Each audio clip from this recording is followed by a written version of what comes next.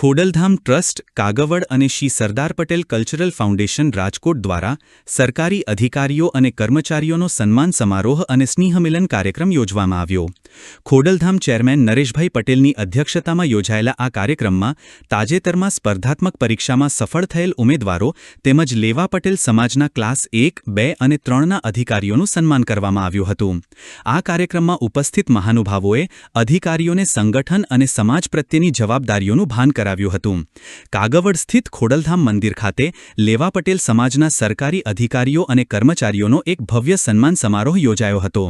આગામી સમયમાં સમાજને વધુ સંગઠિત અને મજબૂત બનાવવાના હેતુથી કાગવડ ખોડલધામ ખાતે એક મોટું આયોજન કરવામાં આવ્યું. ખોડલધામ ટ્રસ્ટ સંચાલિત શ્રી સરદાર પટેલ કલ્ચરલ ફાઉન્ડેશન રાજકોટ અને ખોડલધામ વિદ્યાર્થી સમિતિ દ્વારા આજે લેવા પટેલ સમાજના સરકારી અધિકારીઓ અને કર્મચારીઓનું સ્નેહમિલન યોજાયું હતું. વિશ્વ મહિલા દિવસના પાવન અવસરે યોજાયેલા આ કાર્યક્રમમાં તાજેતરમાં સ્પર્ધાત્મક પરીક્ષામાં સફળ થયેલા ઉમેદવારોનું નરેશભાઈ પટેલની અધ્યક્ષતામાં સન્માન કરાયું હતું. કાર્યક્રમમાં મંચ પરથી સંબોધન કરતા રાજકોટ દક્ષિણના ધારાસભ્ય અને ખોડલધામના અગ્રણી રમેશ ટીલાડાએ સરકારી નોકરી મેળવી ચૂકેલા યુવાનો અને વર્તમાન અધિકારીઓને એક ખાસ વિનંતી કરી હતી. સમાજના લોકો અપેક્ષા લઈને આવે તો જે મદદ થાય તે કરજો. હું ખોડલધામમાંથી ધારાસભ્ય બન્યો. ધારાસભ્ય ન હતો ત્યારે પણ સમાજનું કામ કરતો હતો. ધારાસભ્ય છું તો પણ સમાજનું કામ કરું છું. ધારાસભ્ય નહીં હોય તો પણ સમાજની વચ્ચે રહીને કામ કરશું. ખોડલધામ ખાલી મંદિર નહીં, વિચારધારા પણ છે. આ વિચારધારા અમે હોય કે ન હોય ચાલુ રહેશે. ખોડલધામ સંગઠન પ્રમુખ અનાર પટેલે પણ પોતાના વક્તવ્યમાં અધિકારીઓને તેમની સત્તાઓ અને પેનની તાકાત વિશે સીધી વાત કરી હતી. અનાર પટેલે જણાવ્યું હતું કે તમે ગમે તેટલા મોટા હોદ્દા પર હોવ પણ સંગઠન સાથે જોડાવું જરૂરી છે. આપણી પાછળ જે અટક લાગે છે તેનાથી જ આપણી ઓળખ બને છે. વધુમાં તેમણે ફાઇલોના નિકાલ અંગે મોટું નિવેદન આપતા કહ્યું કે ટેબલ પર આવતી ફાઇલો પોઝિટિવ કરવી કે નેગેટિવ કરવી તે સંપૂર્ણપણે અધિકારીઓ અને કર્મચારીઓની સત્તામાં છે. સાથે એક પણ વિષય આપણે બાકી નથી રાખ્યો જ્યાં આપણો સમાજ બેઠેલ ન હોય. આ ભવ્ય સન્માન સમારોહના અધ્યક્ષ અને ખોડલધામ ટ્રસ્ટના ચેરમેન નરેશભાઈ પટેલે તમામ નવનિયુક્ત અધિકારીઓને અભિનંદન પાઠવ્યા હતા. ખોડલધામ ટ્રસ્ટ અને સરદાર પટેલ કલ્ચરલ ફાઉન્ડેશન દ્વારા આયોજિત આજના આ લેવા પટેલ સમાજના અધિકારીઓના સન્માન સમારોહમાં મોટી સંખ્યામાં ભાઈ બહેનો હાજર રહ્યા છે. મારું સ્વપ્ન છે કે ક્લાર્કથી લઈને કલેક્ટર સુધી અને સરપંચથી લઈને સાંસદ સુધીના સમાજનો યુવાન શિક્ષિત બને અને ઉચ્ચ હોદ્દાઓ પર પહોંચી સમાજ અને દેશની સેવા કરે તે જ અમારું લક્ષ્ય છે. તેની સાથે જ પાટીદાર સમાજ નહીં પરંતુ અન્ય સમાજને અધિકાર મળવો જોઈએ તેમજ અમે આમાં ઘણી સફળતા પ્રાપ્ત કરી છે.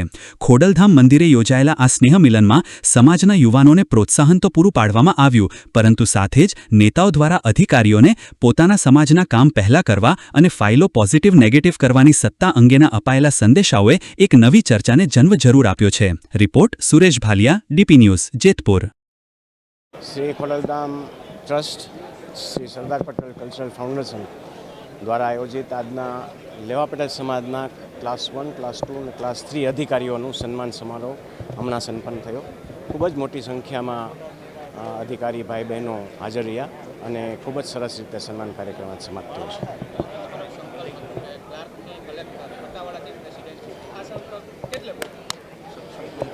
પ્રથમ દિવસથી ક્લાર્કથી કલેક્ટર અને સરપંચથી સાંસદ આ મારો પહેલેથી કહેવાનું થાય છે.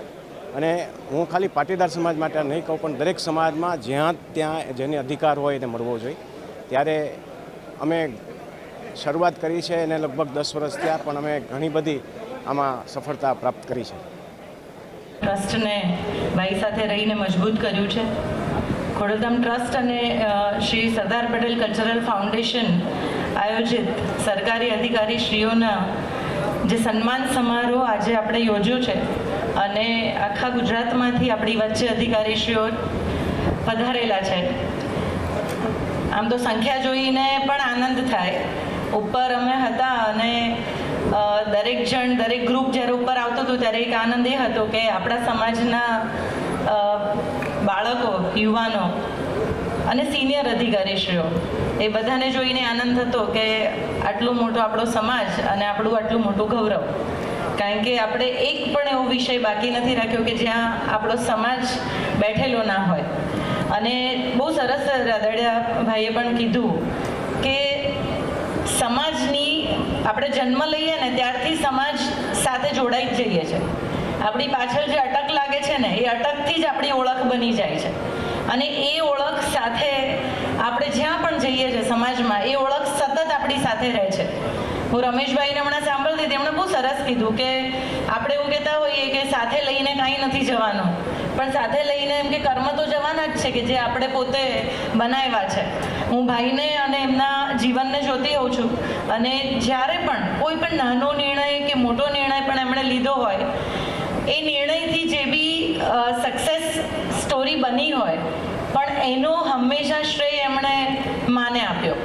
તમે વિચારો કે હંમેશા ભક્તિને એમણે પ્રાધાન્ય આપ્યું અને ખોડલધામ ટ્રસ્ટમાં આપણે કહીએ છીએ કે ભક્તિ દ્વારા એકતાની શક્તિ. આજે આપણો સમાજ ભેગો થયો છે એનું કારણ ભક્તિ પણ છે. એટલે આજે આપણે બધા ભેગા થયા છીએ અને હરેશભાઈએ બહુ જ સરસ આ કાર્યક્રમ આયોજન કર્યો છે. એમને બી હું ખૂબ ખૂબ શુભેચ્છાઓ આપું છું કારણ કે બહુ સરસ રીતે આ કાર્યક્રમ આયોજન થયો. પણ એટલું ચોક્કસ કહીશ કે સંગઠનમાં બહુ જ શક્તિ છે. તમે અધિકારી છો, તમે કર્મચારીઓ છો, તમે શિક્ષકો છો, તમે પોલીસમાં ક્યાંક છો, તમે તલાટી છો, તમે એ ક્લાસ 1 ઓફિસર છો, કાલે કદાચ આપણામાંથી અહીંયા સેક્રેટરીઝ પણ બનશે અને દેશની સેવા કરવાનો તમને મોકો મળ્યો છે અને એ મોકો તમે જાતે તમારી મહેનતથી અને સમાજના સહયોગથી તમે અહીંયા પહોંચ્યા છો. બસ એટલી જ અપેક્ષા છે કે આપણે કેવી રીતે સંગઠન સાથે જોડાઈને વધારે ને વધારે આપણા યુવાનોને આપણે દેશ સેવામાં લગાડી શકીએ. પોઝિટિવલી જે પણ જગ્યા પર જે પણ હોદ્દા પર આપણે બેઠા છીએ જ્યાં આપણે નિર્ણય કરી શકીએ એ નિર્ણય લાર્જર રીતે આપણે એને જોઈએ, ફક્ત આપણા અરાઉન્ડ ના જોઈએ અને કમ્પ્લીટલી સમાજ આધારિત અગર આપણે જોઈશું તો કોઈ પણ લીધેલો નિર્ણય એ મોટો ક્યારે થઈ જશે ખબર નહીં પડે. હું એટલું ચોક્કસ કહીશ કારણ કે આજે હું મમ્મીને યાદ કરીશ કે જ્યારે પણ એની જોડે કોઈ પણ એક ફાઇલ પણ આવતી અને એને મને યાદ નથી કે ક્યારે એણે ઇન્ડિવિજ્યુઅલ કોઈ નિર્ણય લીધો હોય. એ હંમેશા કોઈ એક ફાઇલ આવે તો એ સતત બધાને પૂછતી કે આવી કેટલી ફાઇલો છે અને એવી જેટલી પણ ફાઇલો છે એ બધી ફાઇલો એકસાથે એનો નિર્ણય થશે અને એને ઊંડા ઉતરવું, એની જે લોસ છે એને સમજવા અને એમાંથી કેવી રીતે અમેન્ડમેન્ટ કરી અને લોકોના પ્રોબ્લેમને સોલ્વ કરવા. એટલે આપણે જ્યાં પણ બેઠા હોઈએ ત્યાં સ્વાભાવિક રીતે નાના આપણા નિર્ણયથી અને આપણી ડિટેલિંગથી, હું ડિટેલિંગ એટલા માટે કહીશ કારણ કે ડિટેલિંગ વગર આપણે દેશ સેવામાં કામ નહીં કરી શકે. તમે કર્મચારી છો, કાલે તમારી જોડે ફાઇલો આવશે, એક ફાઇલનું ડિસેક્શન નહીં કરો ત્યાં સુધી કદાચ આપણને ખબર બી નહીં પડે કે આ ફાઇલ સાચી છે કે ખોટી. બહુ લાઇટ મોડમાં બી એક વસ્તુ હું કહું કે આપણા હાથમાં હોય છે કે આપણે ફાઇલને પોઝિટિવ કરવી કે આપણે ફાઇલને નેગેટિવ કરવી અને એ સત્તા અધિકારીશ્રીઓ પાસે છે.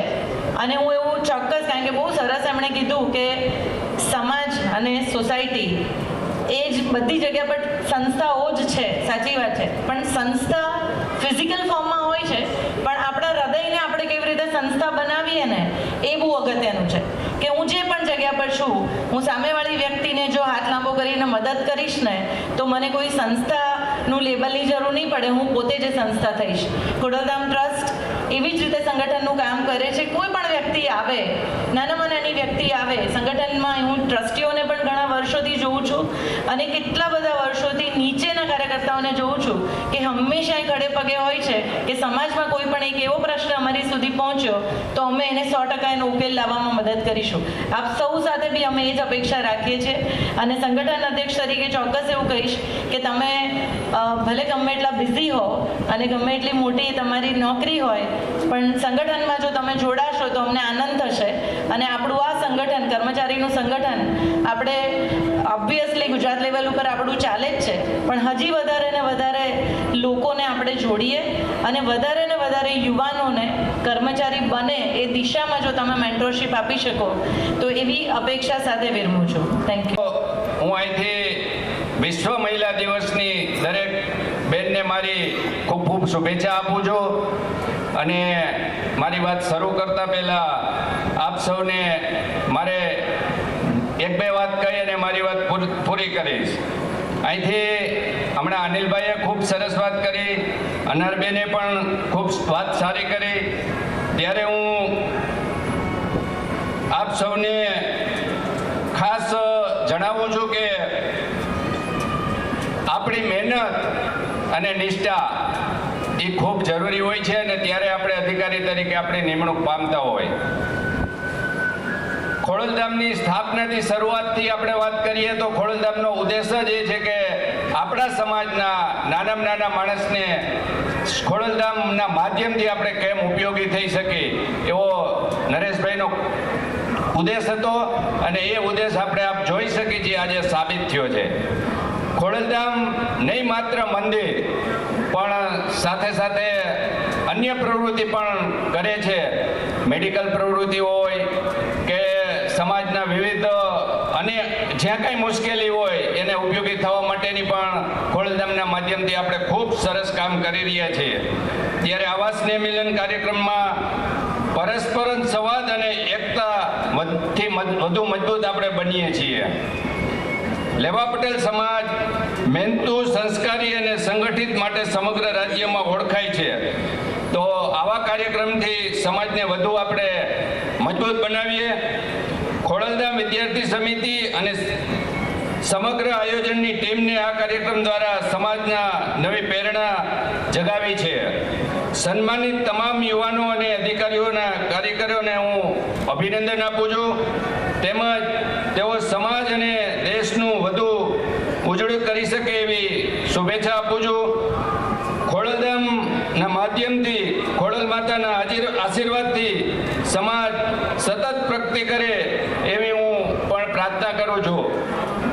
મારે એક બે વાત બીજી પણ કરવી છે કે જ્યારે હમણાં અહીંથી અનિલભાઈ કહેતા હતા કે આપણા સમાજમાં જ્યારે આપણે જન્મ લીધો હોય ત્યારે સમાજનું આપણે સૌએ ધ્યાન રાખવું જોઈએ.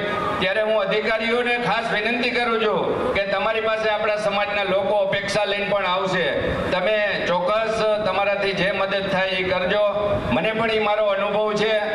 હું એમ કહું છું કે ખોડલધામમાંથી ધારાસભ્ય બન્યો પણ ધારાસભ્ય નહોતા ત્યારે પણ સમાજનું કામ કરતા હતા. ધારાસભ્ય છો તે પણ સમાજનું કામ કરશું અને ધારાસભ્ય નહીં હોય તો પણ અમે સમાજની વચ્ચે રહી અને સમાજને કેમ વધારે ઉપયોગી થાય એવા અમારા કામ નરેશભાઈના માધ્યમથી રહેશે.